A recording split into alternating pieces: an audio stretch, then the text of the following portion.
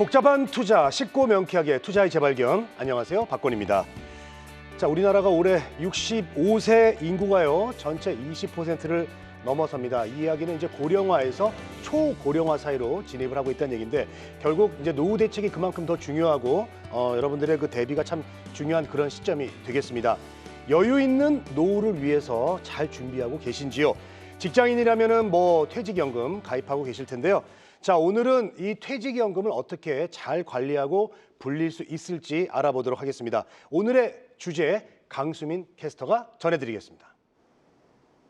네, 투자의 재발견 오늘의 주제입니다. 오늘도 퇴직연금 이야기로 돌아왔습니다. 올해 1분기 기준 430조 원 규모가 넘는 이 퇴직연금 시장에 대해서 관심은 계속해서 커지고 있습니다. 1년 사이 50조 원 가까이 늘어난 모습인데요. 상품별로도 규모를 비교해 보도록 하겠습니다. 1년 사이 DB형은 규모가 조금 줄어든 반면에 DC형 그리고 IRP형은 잔액이 늘어난 모습입니다. 또 지난 4분기부터 퇴직연금 실물 이전이 본격화되면서 증권사로 머니무브가 빠르게 일어나고 있습니다. 증권사로 4천억 원 정도 자금이 이동하면서 보험사와 격차를 벌려나가고 있습니다. 한편 퇴직연금 시장에서도 AI 열풍이 불고 있습니다. 저희가 지난주에도 다뤘던 주제였죠. 지난달 퇴직연금 로보 어드바이저 1임 서비스가 도입됐고요. 최근 하나은행과 파운드 투자자문, NH투자증권에서 관련 서비스를 출시했습니다. 다른 대형 증권사들도 서비스 출시를 앞두고 있기 때문에 퇴직연금 자금 유치 경쟁이 한층 치열해질 거라는 전망입니다. 그래서 준비한 오늘의 주제는요. 퇴직연금도 수익률 시대, 노후 자금을 사수하라입니다. 지금부터 전문가 두 분과 함께 똑똑한 퇴직연금 포트폴리오 전략들 세워보도록 하겠습니다. 은퇴 후에도 안정적인 수입을 가능하게 해주는 대표 자산 바로 연금이죠. 자, 그런데 어떻게 운용하느냐 따라서 수익은 또 천차만별입니다. 퇴직연금의 수익률을 높이는 방법 전수해 주실 두 분을 오늘 모셨습니다. 한국투자증권 연금마케팅부의 장국환 이사, 그리고 한국투자증권 연금컨설팅부 문은정 팀장 나오셨습니다. 자, 두 분 어서 오십시오. 반갑습니다. 네, 안녕하세요. 네, 바쁘신데 나와주셔서 감사합니다. 네. 자, 오늘 여러 가지 이야기를 나눌 텐데 먼저 두 분께 좀 이런 질문을 드리고 싶습니다. 먼저 우리 장국환 이사님께 은퇴 이후를 대비해서 이런 연금을 어떻게 좀 잘 관리하고 계신지, 전문가분들은 또 어떻게 하고 계신지 참 궁금해요. 네. 네. 예, 많은 분들이 이제 연금 관련해서 얘기를 나눌 때 이제 예. 공무원 연금이 굉장히 좋다라고들 이제 말씀 많이 하시잖아요. 근데 이제 공무원 연금 많이 내면 낼수록 많이 받는다라고 생각하시면 될 것 같은데요. 공무원 연금 같은 경우 본인께서 9% 정도 납입하고 정부에서 이제 9% 보조를 해서 약 18% 정도 작지 않은 비중으로 납입을 하고 있습니다. 반면에 이제 직장인분들 같은 경우에는 국민연금을 직장에서 반 보조를 해서 9% 납입을 하고 있고, 네. 여기에 더해서 퇴직연금이라는 제도를 통해 가지고 약 8.3% 정도 납입이 되고 있는데, 이거 합산하면 17.3%예요. 그렇다라고 하면 이제 공무원연금 18%하고 17.3% 결국 큰 차이가 나지 않는 건데도 불구하고 이 직장인분들은 노후에 대한 불안을 좀 느끼는 이유가 이 퇴직연금을 중간에 이제 소진하는 경우가 굉장히 많기 때문입니다. 그렇죠. 예, 그래서 저 같은 경우에는 퇴직연금 가급적이면 까먹지 않으려고 노력을 하고 있고요. 네. 그리고 여기에 더해서 연말에 이제 연말정산 목적으로 이제 세액공제를 받기 위해서 추가로 한 8% 정도, 요즘 시천말로 이제 영끌한다고 하는데 네. 최선을 다해서 납입을 하고 있습니다. 그래서 약 한 월급의 한 25% 정도 납입하려고 목표를 세우고 있고요. 가급적이면 저와 같이 이제 은퇴를 준비하시는 분들, 그리고 연령이 좀 되시는데 여유 자금이 좀 있으시다고 하면 네. 예, 월급의 한 25%까지 납입하시는 걸 추천을 드립니다. 그리고 운영과 관련해서는 지금 요즘 많은 분들이 이제 관심을 갖고 있는 ETF, 그리고 당사의 이제 가장 이제 대표 상품이라고 할 수 있는 디폴트 옵션 상품 마이슈퍼를 통해서 이제 적극적으로 자산 배분을 하고 있는데요. 운영 목표 수익률은 그래도 보수적으로 한 연 5% 정도 수익률을 가지고 관리를 하고 있습니다. 네, 역시 전문가답게 그리고 성함처럼 어디 국한되지 않고 다양하게 투자를 하고 계시네. 배워야 되겠습니다. 자, 우리 문은정 팀장님께도 좀 질문 드릴게요. 네네. 전문가분들이 우리한테 참 좋은 얘기 많이 해주는데 네. 정작 본인은 잘 투자하고 있는지 너무 네. 궁금해요. 어떻게 네. 하십니까? 뭐 사실 저도 많은 분들과 비슷하게 직장이다 보니까 그 사실상 퇴직연금 자산에 그 관련된 시간을 할애하는 게 쉽지가 않습니다. 그래서 저 같은 경우는 기본 투자 전략으로 전체 자산의 50% 정도는 전문가들이 알아서 분산 투자를 해주고 리밸런싱까지 해주는 TDF나 디폴트 옵션과 같은 자산 배분형 상품에 투자를 하고 있고요. 그리고 최근에는 퇴직연금 자산에서도 그 로보 어드바이저 서비스를 활용하실 수가 있습니다. 그래서 제가 한번 사용을 해봤는데 뭐 인공지능이 시장 상황 그리고 나의 투자 성향에 맞추어서 알아서 포트폴리오를 관리를 해주다 보니까 정말 너무 편하긴 하더라고요. 네, 그래서 퇴직연금 자산 중에 일부는 로보 어드바이저 서비스를 연동을 해서 적극적으로 투자 활동을 하고 있습니다. 네.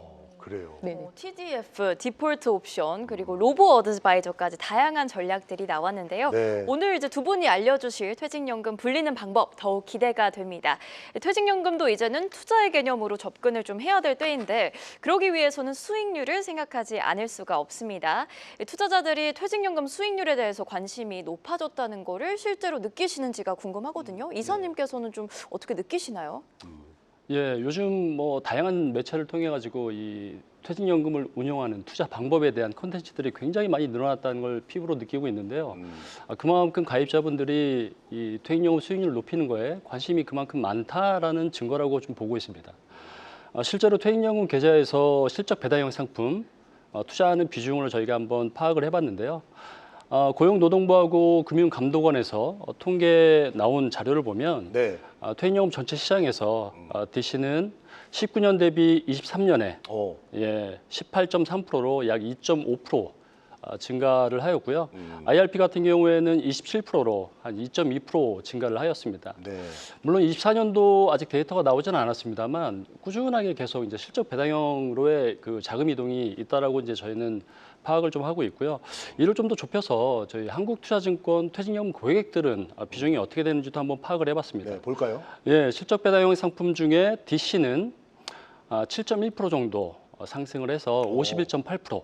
예, 굉장히 좀 높은 수준이죠. 네. 그리고 IRP 같은 경우도 52.4%로 4.7% 증가하였는데 저희 당사 고객들의 절반 이상이 실적 배당형 상품 투자를 통해서 적극적으로 자산 관리를 하고 있다라고 보시면 될 것 같습니다. 그러네요. 예. 그리고 이제 투자 상품에 대한 관심이 아무래도 증가하다 보니까 이 증권업권의 DC, IRP 적립금 규모도 굉장히 큰 폭으로 늘었고요. 네. 비중 또한 증가를 하였습니다. 표를 보시면 증권업의 이제 퇴직연금 적립금 금액은 19년도 13.5조에서 네. 23년도 말에는 43조로 굉장히 큰 폭으로 증가를 하였습니다.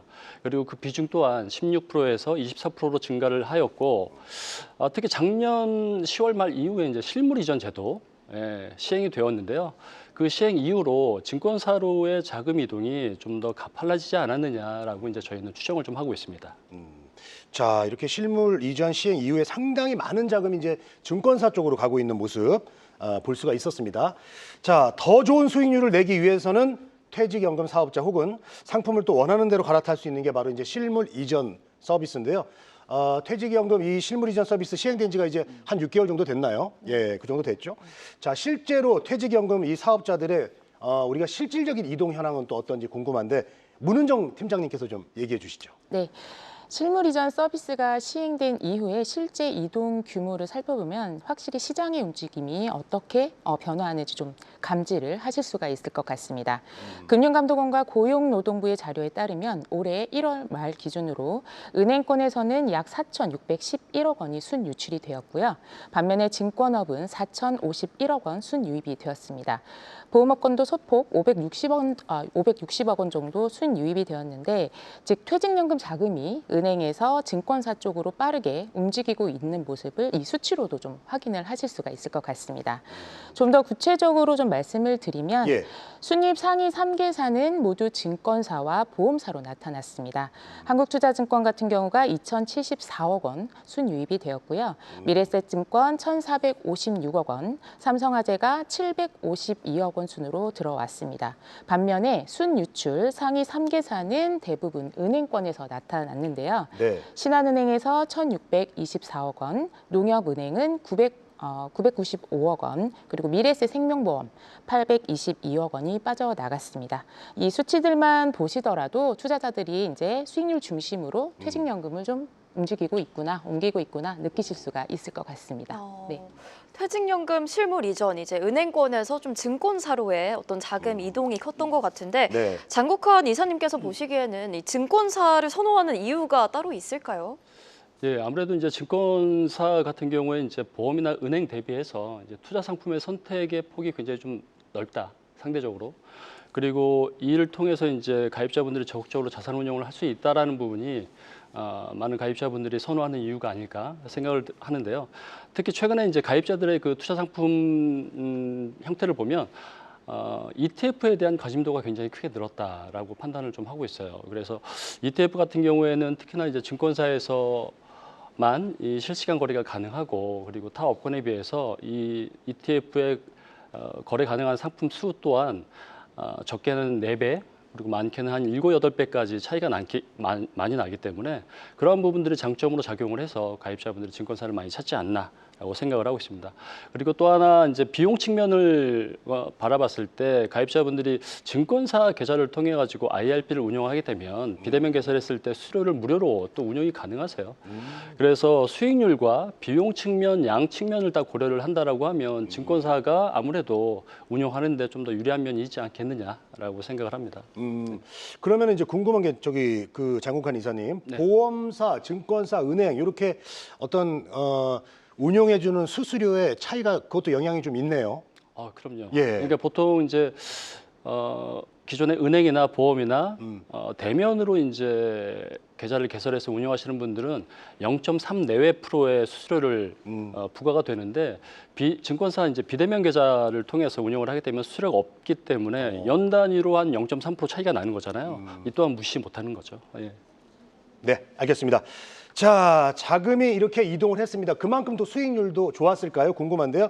올 1분기 은행, 보험, 증권사 이렇게 각 사업별 퇴직연금 성적표를 보도록 하겠습니다. 우리 똑순이 강수민 캐스터가 준비를 했습니다. 함께 보시죠.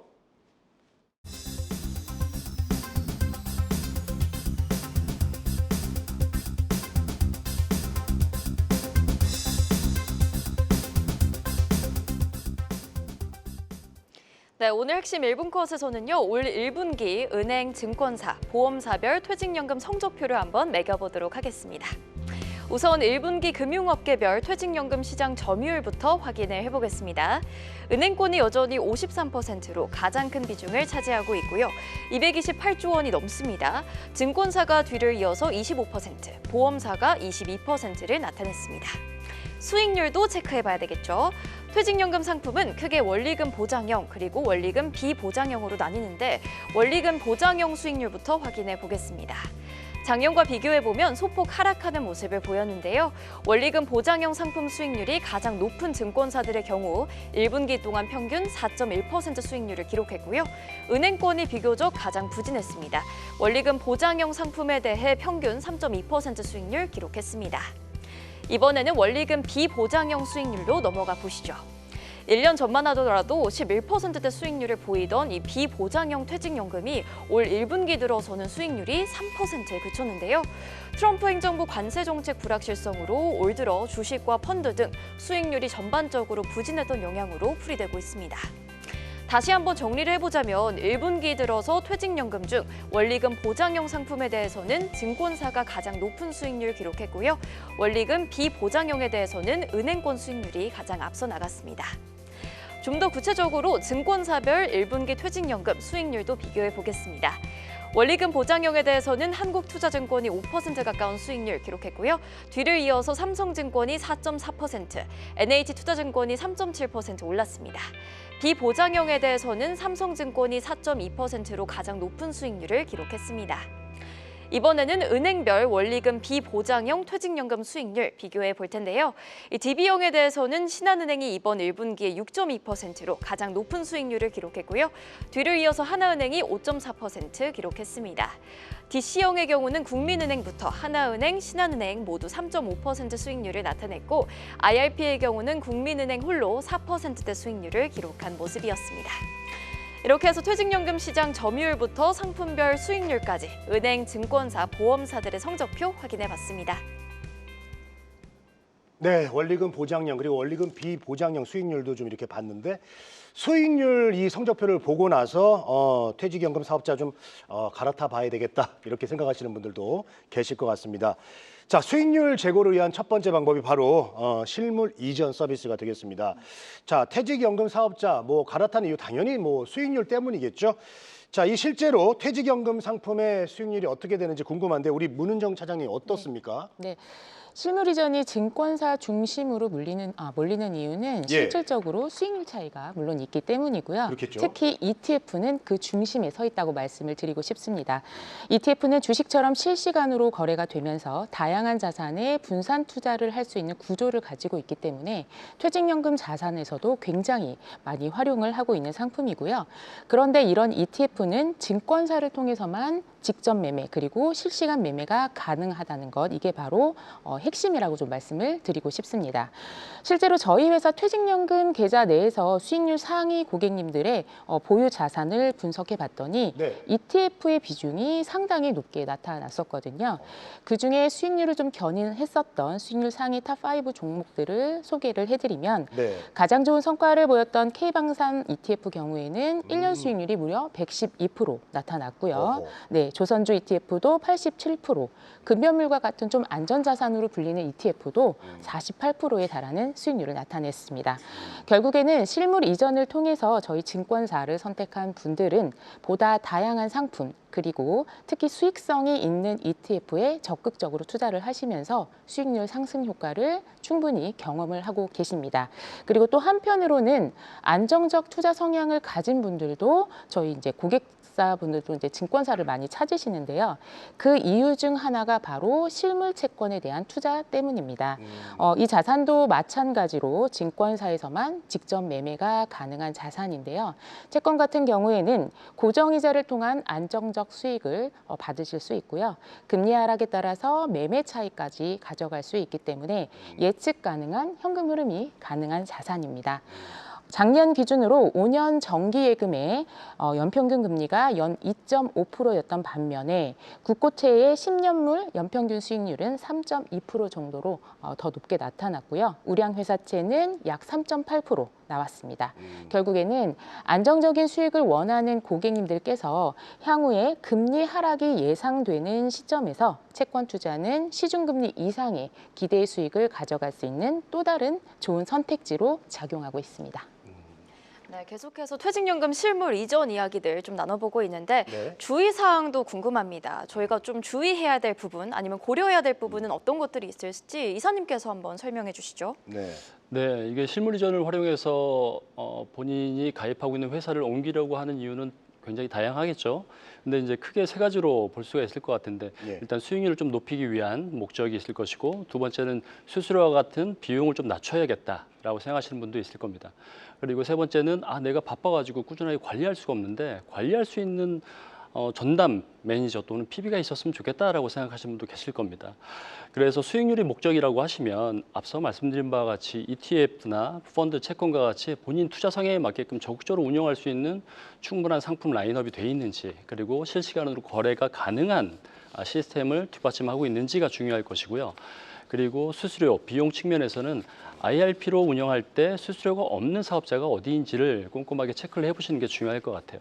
그리고 아무래도 이제 직장인분들이 이제 현업 때문에 많이 바쁘시잖아요. 그래서 투자 공부도 하기 여의치가 않은데 이제 연금, 세금에 대한 공부까지 하기가 참 벅찬 게 현실이죠. 그렇죠. 그렇기 때문에 이 부분은 이제 전문가를 통해서 상품 추천과 꾸준한 관리를 받는 게 굉장히 중요한데 이런 부분도 좀 어느 정도 발품이 좀 필요하지 않을까라고 생각을 합니다. 그리고 퇴직연금 실물이전할 때 이제 주의사항은요. 실물이전이라는 게 이제 본인이 가지고 있는 상품을 해지 없이 이제 이동할 수 있는 제도인데 네. 그럼에도 불구하고 실물이전이 안 되는 상품들이 있습니다. 가장 대표적인 게 디폴트 옵션이라는 상품인데요. 본인이 가입하고 있는 계좌 내에서 디폴트 옵션 상품이 있는지 여부를 꼭 파악을 하셔서 상품이 있다. 그러면 해지 이후에 현금화 시키고 나서 이제 이동하는 게 적합한 순서가 될 것 같습니다. 그리고 추가로 보험사의 이제 보험 계약, GIC 상품이라고 하는 원리금 보장 상품도 있는데요. 이 상품 역시도 실물 이전 대상에서는 제외가 되는 점 주의하시면 좋겠습니다. 자, 퇴직연금 수익률 제고를 위한 첫 번째 방법으로 우리가 실물 이전 알아봤는데 여기서 현물 이전이 되지 않는 게 또 디폴트라고 얘기를 했습니다. 그래서 두 번째 방법이 바로 이 디폴트 옵션 제도가 되겠습니다. 자, 이 제도, 디폴트 제도가 어떤 제도길래 또 수익률 제고에 도움이 되는지 장국환 이사님이 계속해서 얘기를 좀 해주실까요? 네. 네. 이 디폴트 옵션 제도는 우리말로 이제 사전 지정 운용 제도라고 하는데요. 예. 그러니까 별도로 투자 지시를 가입자분이 하지 않으면 운영이 안 되고 있잖아요. 그래서 사전에 미리 상담을 통해서 지정해 놓은 투자 상품을 자동으로 운영할 수 있게끔 이 방식을 만들어 놓은 제도라고 보시면 됩니다. 예를 들어서 회사에서 퇴직연금 계좌를 가입하고 나서 회사에서 입금을 해줬는데 예. 별도의 상품 가입이 없으면 그냥 현금으로 방치되는 상황이 발생을 하잖아요. 그렇죠. 그리고 또는 원리금 보장 상품을 가입을 했는데 만기가 지나고 나서 별도의 역시 운영 지시가 없으면 현금으로 방치되는 경우가 발생을 합니다.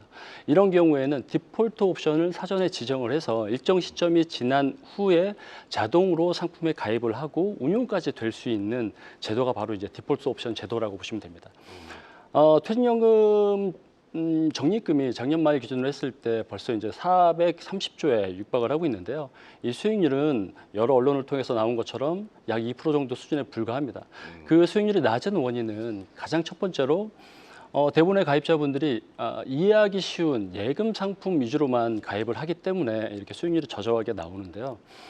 그렇기 때문에 가입자분들의 이 상품을 운용할 때 예금뿐만 아니라 이 투자 상품의 편입이 일정 부분 굉장히 중요하다라고 말씀을 좀 드리고 싶습니다. 그래서 이 가입자분들이 애초에 상담을 할 때 투자의 방법에 대해서 수긍을 하는 부분이 많이 있음에도 불구하고 어느 정도 시점이 지나고 나면 또 다시 제로로 돌아가는 경우가 굉장히 많은데요.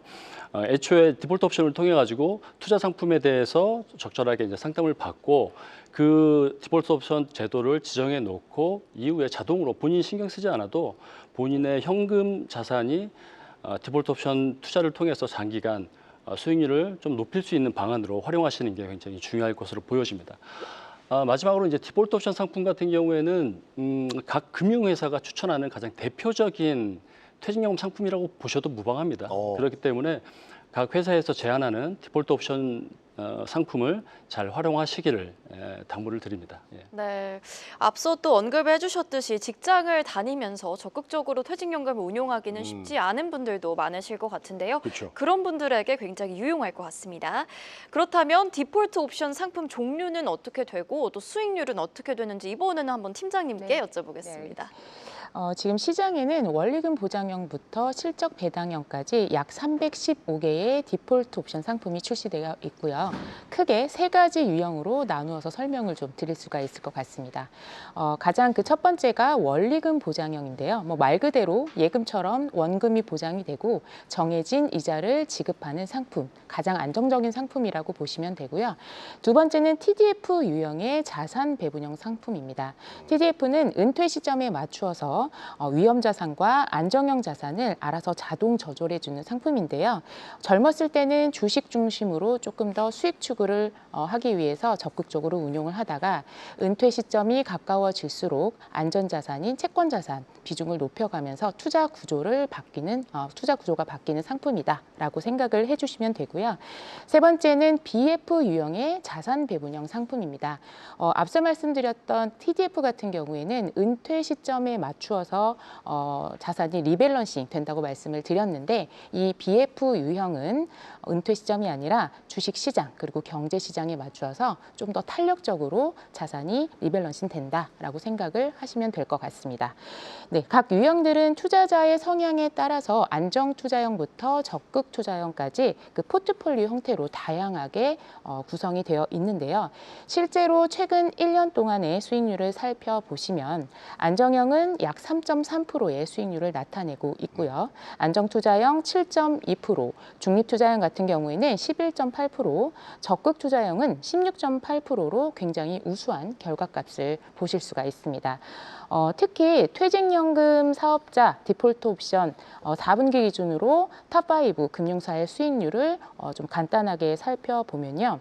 탑5 모두 25% 이상으로 굉장히 우수한 수익률을 시현하고 있는 것을 좀 보실 수가 있습니다. 결국에는 디폴트 옵션은 각 금융회사에서 전문가들이 설계한 포트폴리오로 알아서 자산 배분을 해주고 리밸런싱까지 해주기 때문에 나는 투자에 대해서 뭔가 좀 부족하다 아니면 시간이 없다라고 하시는 분들은 충분히 활용하시기 좋은 투자 수단이 될 수 있고요. 그리고 금융감독원 퇴직연금 포털 사이트에서 디폴트 옵션 수익률을 매 분기마다 업데이트를 하고 있습니다. 주기적으로 수익률도 확인할 수 있으니까 이 점도 참고해 주시면 좋을 것 같습니다. 네, 자 근데 안정 투자형이랑 중립 투자형 보면은 3분기에 비해서 4분기 같은 경우는 이제 좀 이게 별 차이가 없어요. 약간 요거는 뭐 시장하고 관련된 그런 것도 있나요? 안정형 같은 경우에는 원리금 보장형 상품이라고 보시면 되고요. 예. 저희 작년 말부터 뭐 시중금리가 계속 하락한다는 이슈가 있었잖아요. 네. 그거에 반영돼서 안정형 같은 경우는 좀 아마 하락하는 이렇게 크게 성장하는 모습이 좀 덜 보였었던 거고 안정 투자형 같은 경우에도 여기 안에 원리금 보장형이 일부 들어갑니다. 아무래도 이제 그런 시중금리의 영향이 있다고 보시면 될 것 같아요. 네. 자, 보면은 정말 다양하고 어떤 그 회사들만의 고유의 어떤 이런 상품들이 있는데 그렇기 때문에 이제 우리가 어떤 금융사를 골라야 될지 고민이 좀 커지고 있습니다. 지금 이야기를 들으면서. 그래서 어떤 점들을 고려해서 우리가 금융사 또 상품들을 선택해야 될지 궁금한데 이런 상품을 선택할 때 좀 어떤 팁이 있을지 우리 장국환 이사님 좀 도와주시죠. 네. 네. 뭐 대부분의 분들이 이제 본인의 투자 성향이나 은퇴 시 이 재정적 목표를 제대로 파악하지 않고 투자를 시작을 하기 때문에 이 소극적인 저축의 형태를 유지하는 경우가 굉장히 많습니다. 그렇죠. 그래서 가장 중요한 것은 본인의 투자 성향을 우선 먼저 파악을 하고 내가 어떤 성향을 갖고 있는지 네. 파악을 한 다음에 그 투자 성향에 맞는 포트폴리오를 선택하는 게 중요할 것으로 보여집니다. 만일 무조건 원금을 지켜야 불안하지 않다라고 생각하시는 분들은 원리금 보장 중심의 안정적인 투자의 포트폴리오를 선택하시는 게 중요하고요. 그리고 수익을 어느 정도 추구를 하면서 위험을 감내할 수 있다라고 하시는 분들은 앞서 얘기한 자산 배분형, TDF나 밸런스 펀드 같은 투자형 상품을 선택하는 것을 추천을 드립니다. 그리고 두 번째로 앞서 살펴본 것처럼 그 각 금융사의 투자 유형별 네. 상품 수익률 이력을 체크하는 것이 필요해 보이는데요. 그 수익률을 체크를 할 때는 이 단기적인 성과가 아니라 매 분기 큰 변동성 없이 꾸준하게 안정적인 수익을 내고 있는 사업자의 디폴트 옵션 상품으로 선택을 하면 크게 무리가 없을 것으로 보여집니다. 들으면서 팀장님께 한번 여쭤보고 싶은 게 있는데 디폴트 옵션의 경우 각 사업자별로 고유의 상품이라서 또 다른 금융사로의 실물 이전은 할 수가 없는 거다. 이렇게 좀 이해를 하면 될까요? 네, 맞습니다.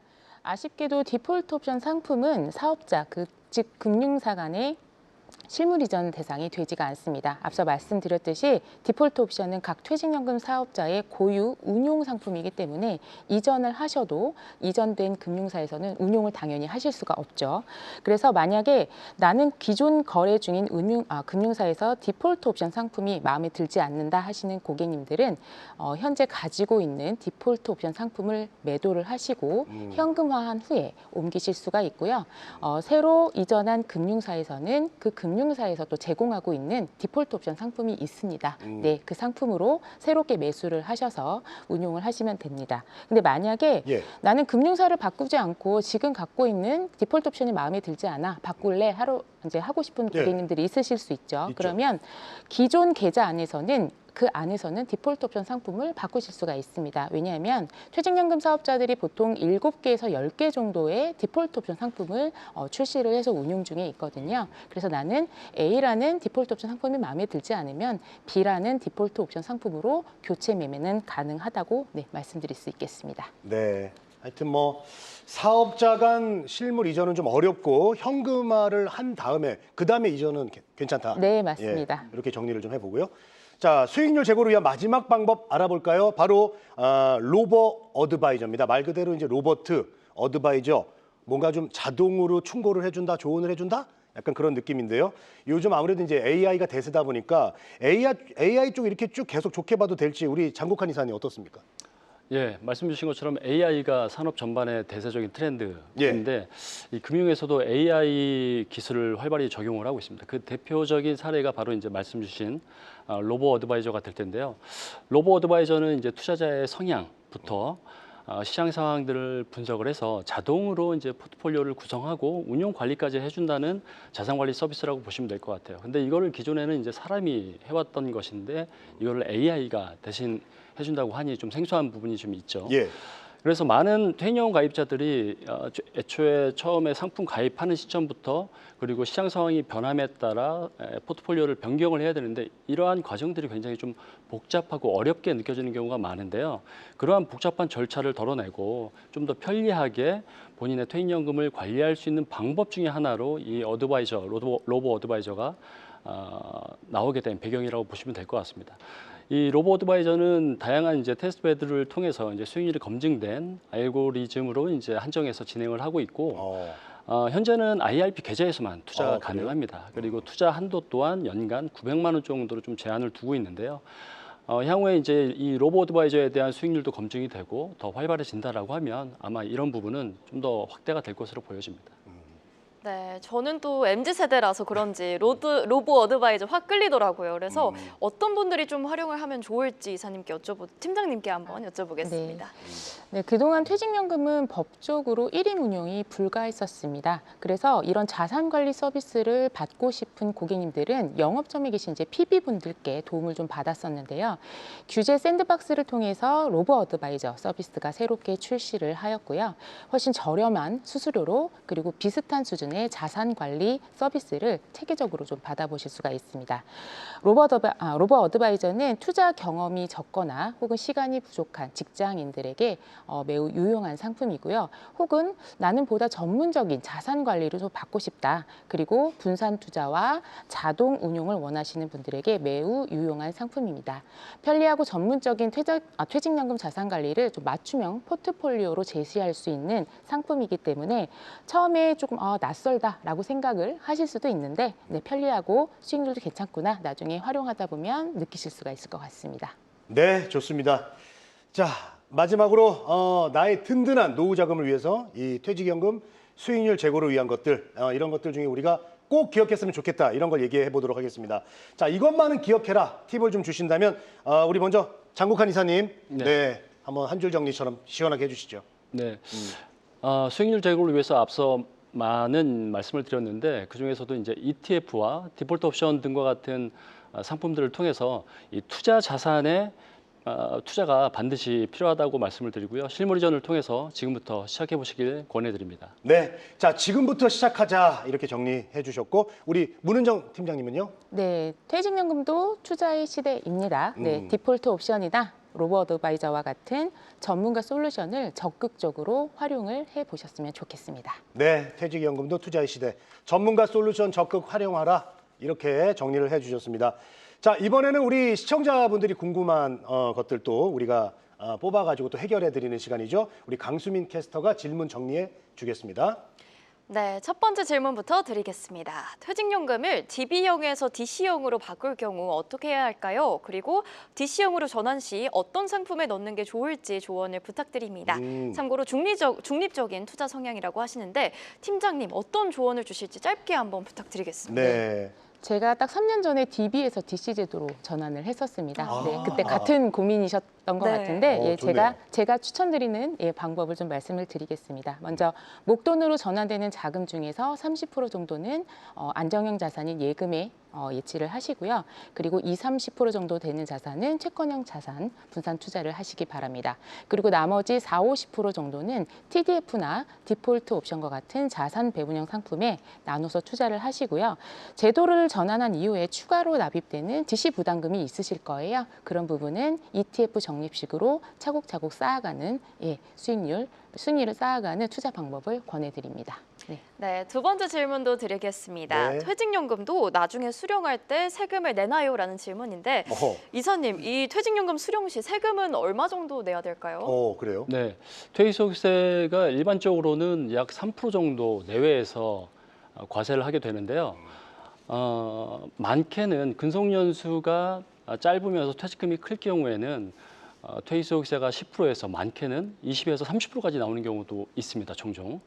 그렇기 때문에 일시금으로 나오게 되는 이 퇴직소득세를 절세를 하려면 연금으로 수령을 해야겠죠. 그래서 연금으로 수령할 때는 퇴직소득세 한 30% 정도를 절세를 할 수 있고요. 그리고 10년 이상 받을 경우에는 최대 40%까지 절세를 할 수가 있습니다. 그리고 앞서 말씀드린 것처럼 퇴직금이 큰 경우에는 이거를 종종 이제 일반 자금에서 운영하는 경우가 종종 있는데요. 이럴 경우에는 금융소득 종합과세라든지 이 건강보험료에 미치는 영향 또한 굉장히 크기 때문에 이런 부분은 그 전문가들하고 상담을 충분히 받아보시는 게 좋을 것 같습니다. 네. 자, 이렇게 우리 시청자분들의 궁금증까지 두 분이 아주 명쾌하고 시원하게 풀어주셨습니다. 자, 두 분하고는 여기서 인사를 좀 드리도록 하겠습니다. 오늘 도움 말씀 고맙습니다. 네, 감사합니다. 감사합니다.